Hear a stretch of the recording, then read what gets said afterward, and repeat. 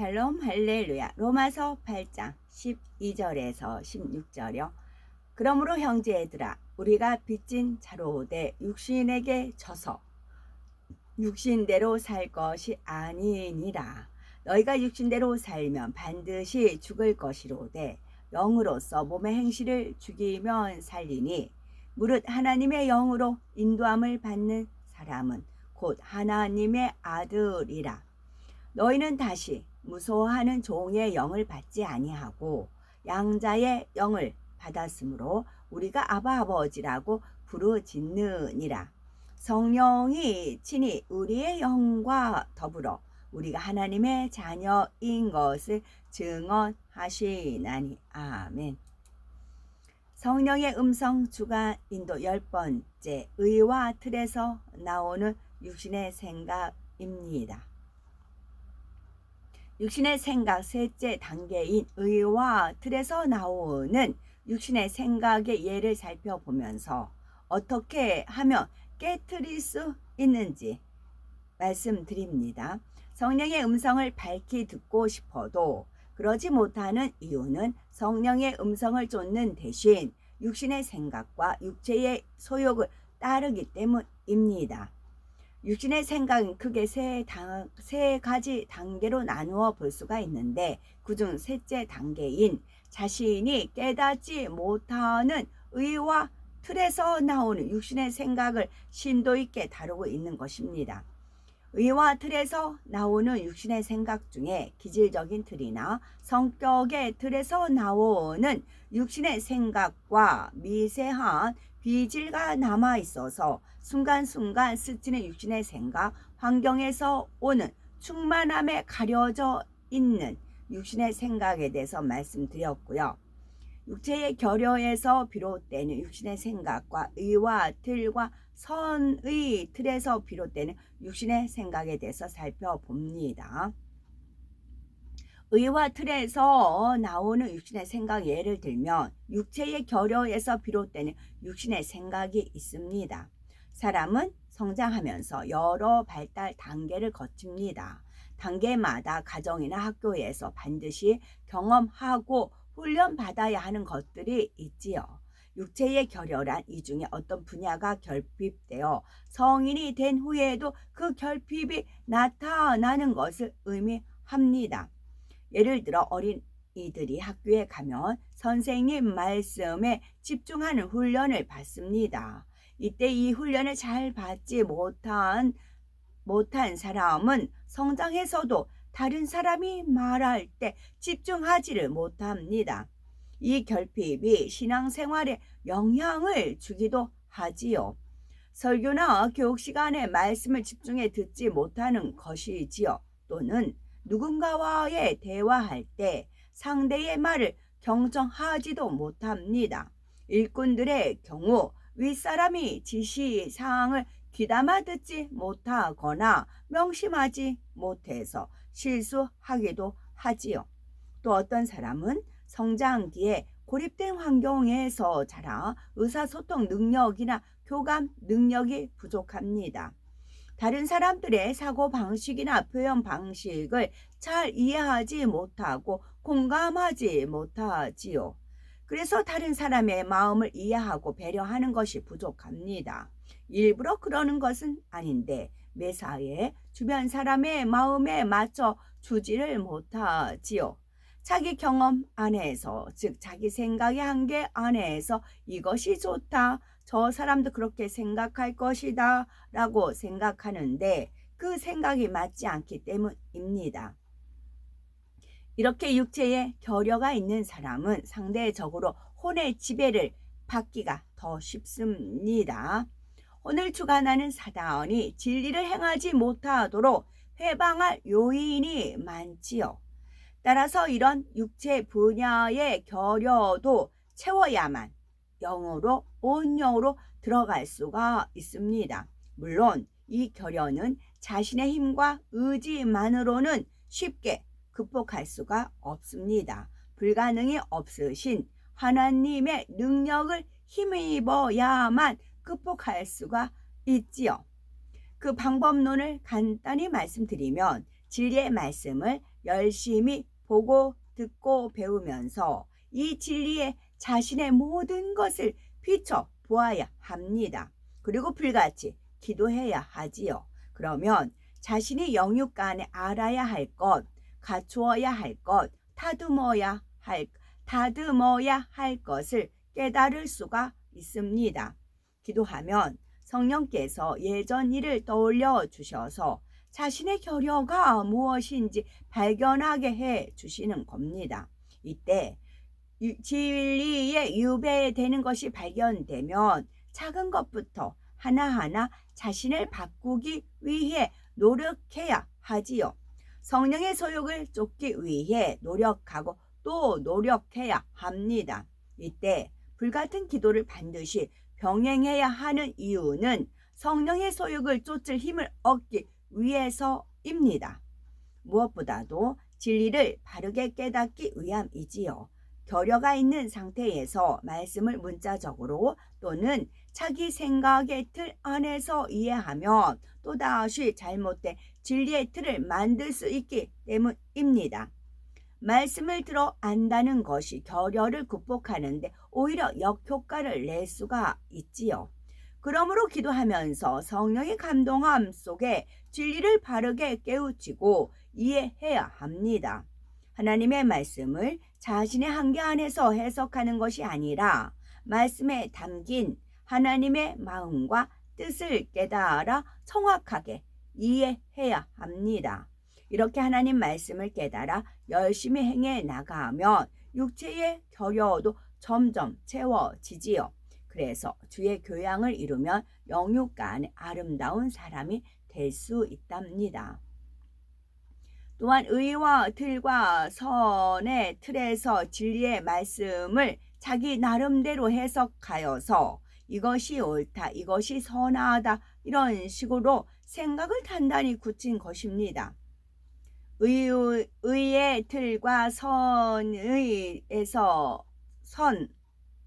틀에서 비롯된 육신의 생각에 대해서 살펴봅니다. 의의 틀과 선의 틀을 진리의 말씀을 자기 나름대로 해석하여 이것이 옳다, 이것이 선하다 이런 식으로 생각을 단단하게 굳힌 것입니다. 이 선의 틀과 의의 틀은 자신이 아는 말씀 지식을 바탕으로 만들었기 때문에 무엇이 잘못되었는지 잘 깨닫지 못합니다. 더구나 그 틀에서 비롯된 생각이 들어맞는 상황도 간혹 있기 때문에 자기 생각이 옳다고 자신하게 되지요. 예를 들면 어떤 일꾼이 양떼를 용서하고 감싸주는 모습에 감동을 받았습니다. 이때 용서하고 이해하는 것이 선이다. 영혼을 갈무리하는 일꾼은 저렇게 해야 한다라는 선의 틀이 만들어졌지요. 그래서 양떼를 갈무리할 때 자신도 어찌하든 영혼을 용서하고 감싸주려고 합니다. 그런데 문제는 이렇게 용서만 해서는 안 되는 상황에서도 똑같은 태도를 취한다는 것입니다. 만약 돌이키지 않으면 결과적으로 구원받기조차 어려운 영혼은 무조건 감싸주는 것이 아니라 죄에서 돌이킬 수 있도록 이끌어주는 것이 진정한 선입니다.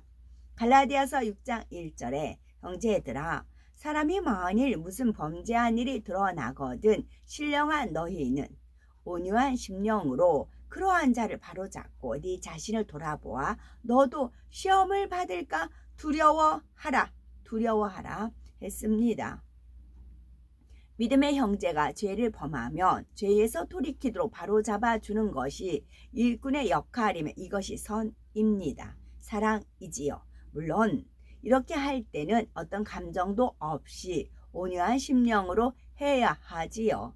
또 지혜로운 사람은 죄를 범한 사람을 바로잡아주는 입장에 있다고 해도 자신도 함께 돌아보는 겸비한 자세를 가집니다. 그런데 어떤 사람은 죄를 범한 영혼에게 권면하는 것을 보면 자기 의가 발동합니다. 사랑은 허물을 덮어주는 거 아닌가? 저 일꾼은 사랑이 부족한 것 같다 라고 하면서 자기 의 속에서 그 일꾼을 바라보지요. 또 어떤 사람은 죄를 범한 징계로 물질의 어려움을 겪는 사람을 구제합니다. 물론 상대의 믿음에 따라 구제하는 것이 그 영혼을 살리는 데에 유익한 경우도 있습니다. 그렇지만 그 영혼이 죄에서 떠나는 것을 오히려 막아 버릴 수도 있지요. 선의 틀에서 나온 육신의 생각 때문에 그 영혼에 대한 하나님의 사랑을 더 깊이 헤아리지 못하는 것입니다.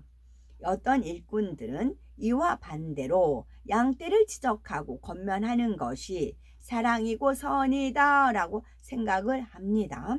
양떼가 말씀대로 살지 못하면 잘 이해하지 못하지요. 자신은 초신자 때부터 그 정도의 말씀을 지켰기 때문에 다른 사람도 그렇게 할 수 있다고 생각합니다.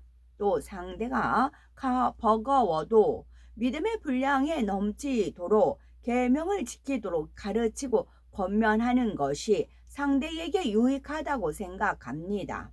그래서 양떼의 허물을 발견하기라도 하면 용서하고 덮어줘야 하는 상황에서도 즉시 지적하고 권면하지요. 젖 먹는 성도에게 밥을 먹이려고 하는 것입니다. 자기 생각의 틀에 갇혀서 그 영혼의 마음이 어떤지 상대의 형편을 살펴주지 못하는 것입니다. 이처럼 자기 경험이나 자기 생각의 한계 안에서 만든 의와들은 대부분 하나님의 뜻과 맞지 않습니다. 그런데도 내가 보기에는 분명히 이것이 선한데 이것이 의로운데 하면서 자기 주장을 굽히지 않는 사람도 있지요. 물론 진리가 시시각각 달라진다는 뜻은 아닙니다. 진리는 절대 불변이지요. 다만 물에 담는 그릇에 따라 모양이 바뀔 수 있는 것처럼 상황에 따라 진리를 적용하는 모양이 조금 달라질 수 있다는 말입니다. 그러면 그때그때 진리를 어떤 모양으로 적용해야 하는지 어떻게 할 수가 있을까요? 성령의 음성과 주관으로 알 수가 있습니다. 성령의 음성을 밝히 듣는 사람은 어떤 상황을 만나든지 그 상황을 바로 파악할 수가 있지요. 진리를 어떻게 적용해야 하는지 금방 답을 얻을 수가 있습니다. 육아 경험이 많은 어머니 중에는 아기 울음소리만 듣고도 아기에게 필요한 것을 바로 알아채는 분들이 있다고 하죠. 이는 육아법만 체득한다고 되는 것은 아닐 것입니다. 아기에 대한 사랑과 관심이 있을 때 가능하지요. 신앙생활이나 사명 감당도 마찬가지입니다. 하나님을 사랑하고 영혼을 사랑하면 그때그때 무엇이 선인지 의로운 것인지 진리를 어떻게 적용해야 하는지 알게 됩니다. 성령께서 가르쳐 주시기 때문이지요. 의와 틀에서 나오는 육신의 생각을 깨트리려면 자신을 발견하기 위해 끊임없이 노력해야 합니다. 스스로 발견하기가 어렵기 때문이지요. 마음의 비진리 중에는 발견하기가 쉬운 것도 있고 비교적 어려운 것도 있습니다. 양심 속의 악이나 본성 속의 악은 비교적 어려운 편에 속하지요. 이런 악이 있으면 자신이 깨닫지 못하는 사이에 진리의 틀을 만듭니다. 육신의 생각을 하고 싶지 않아도 이 잘못된 진리의 틀에서 육신의 생각이 나와 결국 성령의 음성을 거스르게 되지요. 따라서 이 양심의 악과 본성의 악은 반드시 벗어버려야 합니다. 먼저 양심의 악에 대해서 살펴봅니다. 양심은 각 사람이 선이나 악이나 옳고 그름을 판단하는 주관적인 기준입니다. 사람들은 대부분 자기 양심에 꺼리끼는 것은 악이고 꺼리끼지 않는 것은 악이 아니라고 인식을 하지요. 그런데 양심은 자기 나름대로 만든 것이기에 사람마다 다르고 시대나 지역에 따라 서로 달라집니다. 또 이 양심조차 비진리가 많이 포함되어 있지요. 세상이 악해질수록 사람의 양심도 점점 더 비진리에 물들고 악에 대해서 무뎌집니다. 그래서 양심은 절대적인 선의 잣대가 될 수가 없습니다. 우리 자신의 양심만 살펴보아도 이를 알 수가 있지요. 주님을 만나기 전의 양심과 지금의 양심을 비교해 보면 많이 달라졌음을 느끼실 겁니다. 예전에는 악이라고 느끼지 못한 것도 지금은 악으로 느껴지지요. 진리의 말씀을 들으면서 양심이 정화되었기 때문입니다. 그런데 양심의 악을 많이 버렸는데도 미세한 악이 남아서 의지와 상관없이 성령의 음성을 거스리는 일이 생기기도 합니다. 옳다고 판단하여 어떤 행동을 취했는데 그 행동이 하나님 보시기에는 옳지 않은 경우가 있지요. 그러므로 미세한 악까지 숨은 그림 찾기 하듯이 구석구석 찾아내야 합니다. 우리가 찾고자 노력하며 기도하면 성령께서 양심 속에 미세한 악을 발견케 해 주십니다. 예를 들어 펜이 필요한데 마침 옆자리에 펜이 있어서 말도 없이 써버린 경험이 있으신지요? 허락도 없이 남의 물건을 마음대로 취급했으니 이렇게 행동하는 사람의 마음에는 도적의 마음이 있는 것입니다. 하나님 말씀을 듣기 전에는 친한 사이인데 뭐 물어보나 마나 쓰라고 했을 거야. 펜 좀 쓰는데 어때? 이런 식으로 대수롭지 않게 생각했을 것입니다. 그러나 지금은 다르지요. 이런 작은 불의의 행함으로도 양심의 가책을 받는 분들이 많습니다. 성령의 음성을 밝히 들으려면 반드시 말씀과 성령의 도우심을 의지해서 양심의 미세한 악도 뽑아 버려야 합니다.